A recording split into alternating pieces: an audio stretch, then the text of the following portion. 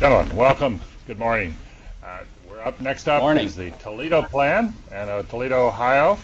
And we have with us this morning Dr. Eugene Sanders, who is the Superintendent and Chief Executive Officer of the Toledo Public Schools, as well as Dal Lawrence, who for many years was you were president of the Toledo Teachers Union. I want to tell you, gentlemen, before you begin, we have among us here on the judges someone, Pat Psyche, who was once a teacher in Toledo before the plan went into effect. So she's particularly interested in how the plan has worked. Please.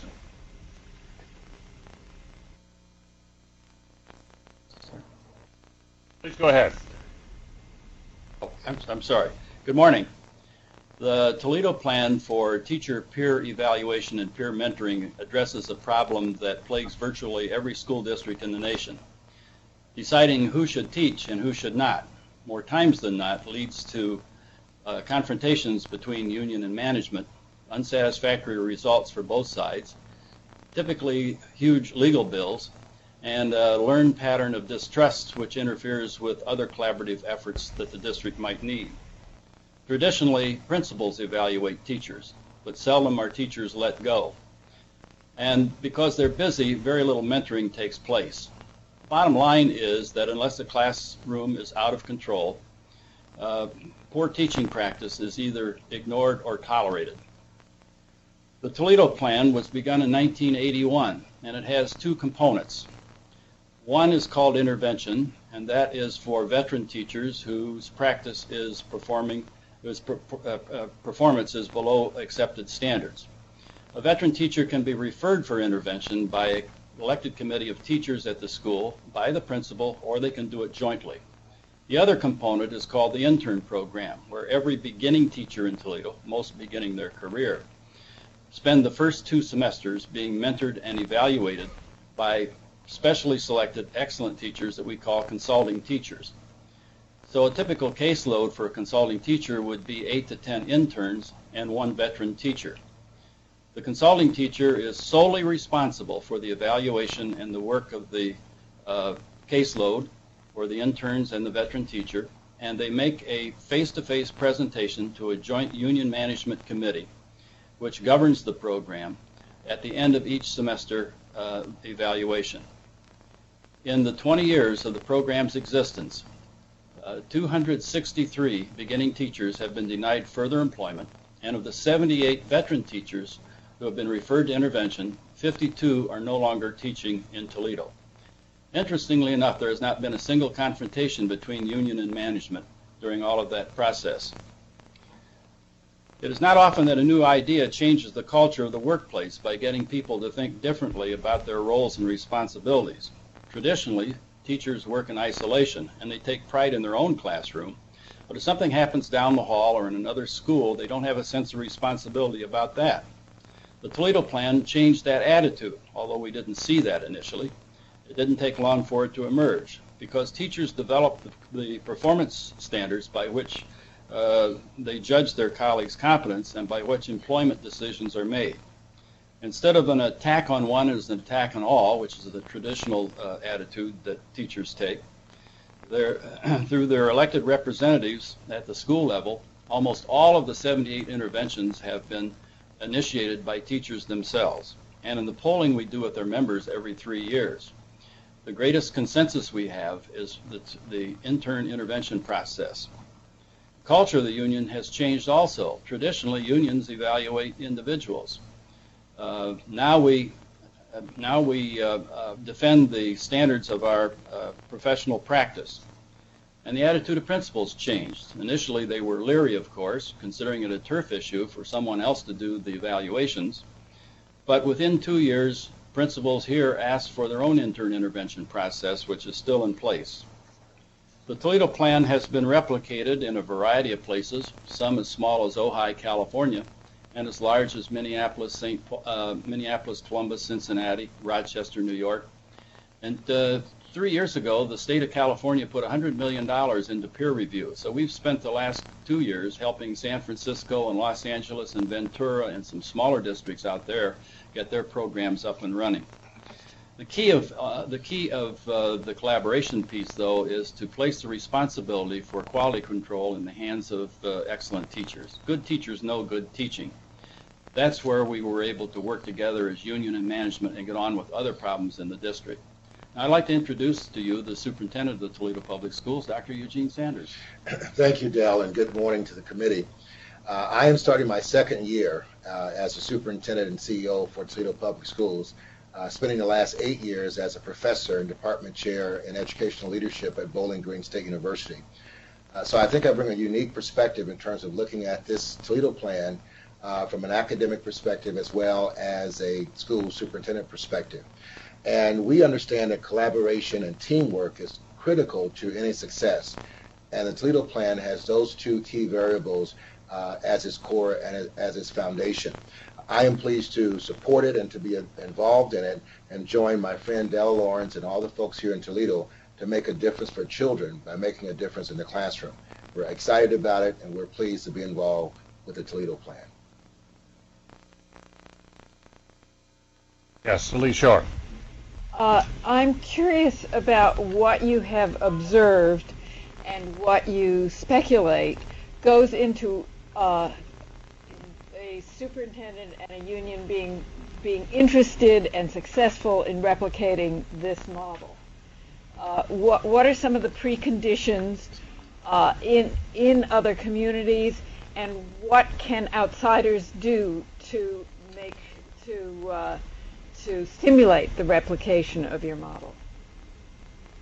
Well, one thing's for sure, and that is that the evaluation, the traditional evaluation model doesn't work. And everyone knows that, people in the schools as well as people outside the schools, because in legislative conferences, governors' conferences, people are saying, you know, how can we get better quality assurance in the teaching workforce and also in the administrative workforce. So there's an awareness out there. The culture of teachers traditionally is that, well, that's someone else's job, and the culture of management, of course, is that, well, we don't want them doing our work.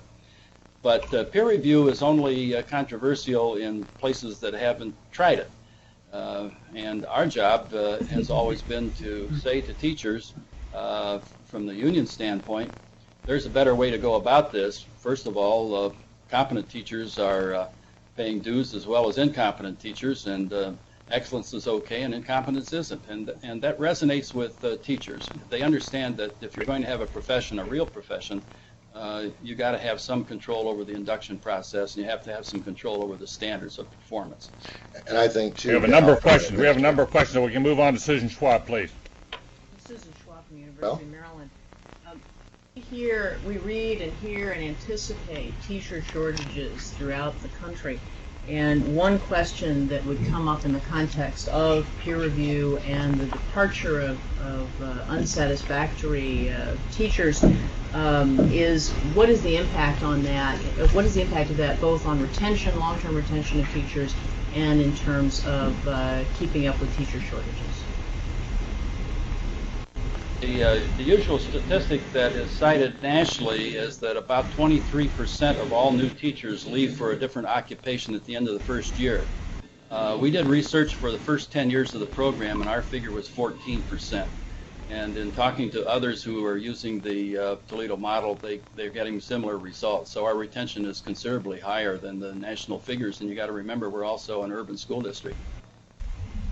David Gergen, can you tell us about the impact on children's performance in school? There was nothing in the application that I could find with regard to that. Thank you, Mr. Gergen. One of the most critical areas that we are concerned about, obviously, is the performance of students on particularly standardized achievement tests like we have here in Ohio.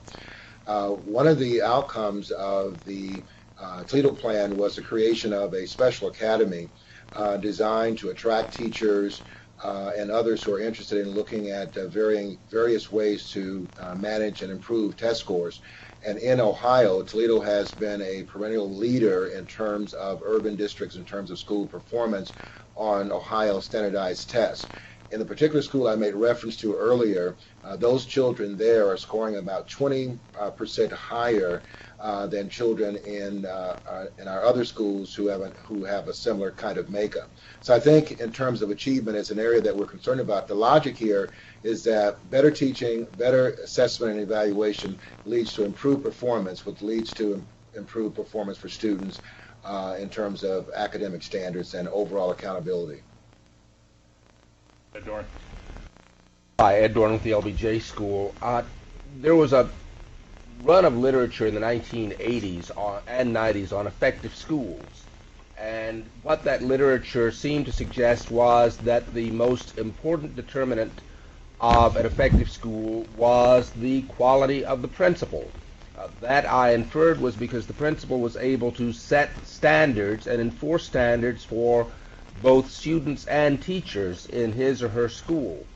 I'm sort of wondering, given that, I'm wondering what the principal's job is now in the Toledo Public Schools, since his or her ability to set standards for teachers appears to have been changed.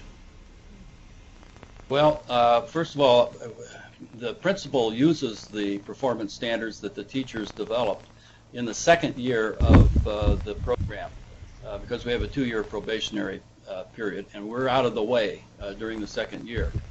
So the principal's an effective voice in deciding whether or not someone is going to continue in employment in the Toledo Public Schools, at least during the second year. I would tend to agree with the effective schools research. However, I would add in that the current perspectives on school change and the role of leaders is that it takes a comprehensive approach to manage and to ensure school reform. So the role of principals is changing. The role of teachers is also changing.